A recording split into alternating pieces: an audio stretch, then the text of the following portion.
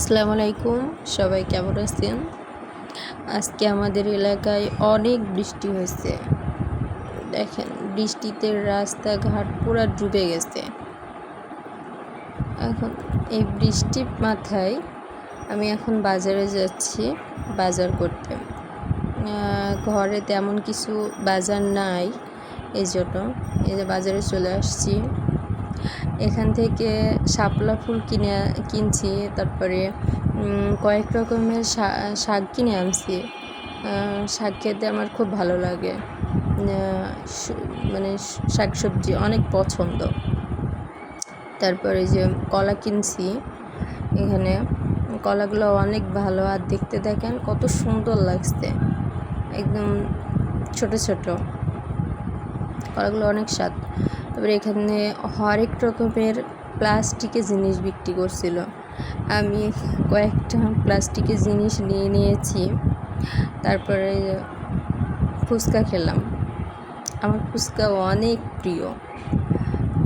বাজার থেকে কি কিনে আনছি দেখেন, মনে হচ্ছে বাজার সব উঠিয়ে আনছি। যে করলা কিনছি, আম, টমেটো, তারপর শসা, ধুন্দুল আছে, পেয়ারা, পেঁপে, কাঁকরোল আছে, গাজর, বরবটি, লেবু। তারপরে যে নিচে আরেকটা মানে চিংড়ি মাছের শুটকি, ওটা হচ্ছে সুরমা মাছ।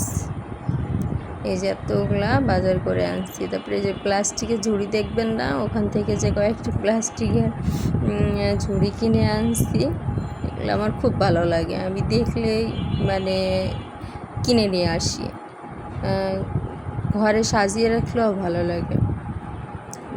প্লাস্টিকের জিনিসগুলো মানে অনেক সুন্দর সুন্দর ডিজাইনের ঝুড়ি পাওয়া যায়। যে এটা হচ্ছে পিঠা বানানোর শাক, 6 রকমের ডিজাইনের পিঠা শাক আছে।